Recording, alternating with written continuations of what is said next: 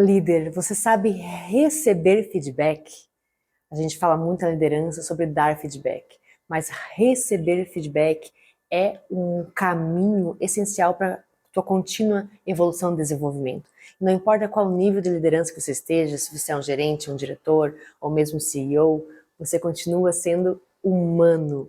E isso significa que continua tendo suas fragilidades, inclusive o que gera maior dificuldade em receber feedback, que são as nossas inseguranças. A gente traz desde a nossa infância nossas questões mais profundas, mais sensíveis, e às vezes ouvir alguma coisa negativa pode acionar, pode ser um gatilho para algo que a gente não está tão bem resolvido dentro de nós, no âmbito mais pessoal mesmo, mais profundo. Então, quando a gente pergunta, você sabe receber feedback, significa, primeiro, você consegue escutar com abertura, ter uma abertura mental para, de fato, a pessoa trazer as suas perspectivas, tanto os elogios, os pontos fortes, como também aquilo que de repente não está funcionando, aquilo onde você não está sendo eficaz, tanto nas entregas dos resultados mesmo, mas principalmente na forma de lidar com as pessoas, né? E de repente alguém vem te falar algo que você não tinha percebido e aquilo pode tocar de alguma maneira diferente. E aí é a hora de perceber, eu estou sendo defensivo, eu estou criando uma barreira para aquilo que a pessoa me traz, já me protegendo e trazendo justificativas, outra vez trazendo ideias para dizer que não é bem assim, que talvez a percepção daquela pessoa esteja errada. Então, o primeiro ponto é isso. Eu estou recebendo com abertura ou estou recebendo o feedback na defensiva? Qual é a minha postura interna? Esse é o primeiro ponto. Segundo ponto, o que eu faço com isso? Então, quando a gente tem esse entendimento de que eu reconhecer talvez falhas, talvez erros, ligados a algo concreto e objetivo, né? Eu preciso focar nos exemplos concretos que a pessoa está me trazendo, naquele fato, naquela situação. Se eu falhei, se eu errei, entender o que aquilo pode mostrar como aprendizado. Se eu estou usando isso para, ok, isso aqui não funcionou, preciso fazer de uma outra forma, o que eu aprendo com isso? Eu aprendo, eu colho os frutos, eu faço de uma outra maneira, experimento fazer algo novo e de repente eu tenha um novo resultado. Ou muitas vezes a gente não olha para o caminho do aprendizado, a gente acaba olhando no sentido de autodepreciação. Isso significa dizer, nossa, então eu não sou bom o suficiente, então de repente eu não tenha qualidades para estar nessa função. E é muito comum que a gente tenha um olhar de autossabotagem mesmo, né? De repente eu não estava preparado para estar nessa função. Ou seja, um fato, uma situação ou alguém que te traz um panorama que tu não tinha visto pode ser suficiente para desacreditar toda a tua construção da tua carreira até então. Porque nós somos humanos e humanos são frágeis. Essa fragilidade de talvez colocar muito peso numa coisa só, ela é algo que a gente tem que ter cuidado. Então, se você construiu uma jornada, se você conseguiu chegar à sua posição atual, você fez por merecer, você tem toda uma construção de bagagem, né, de muitos acertos e com certeza erros no caminho, mas que validam quem tu é hoje, a função, o cargo que tu ocupa hoje.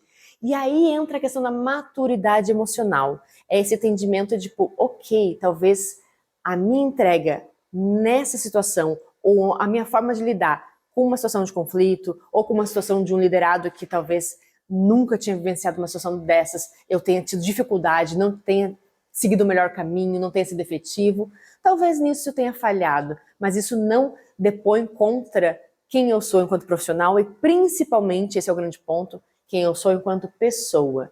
E aí vem um fato fundamental, é que eu separar o meu trabalho é diferente do quem eu sou.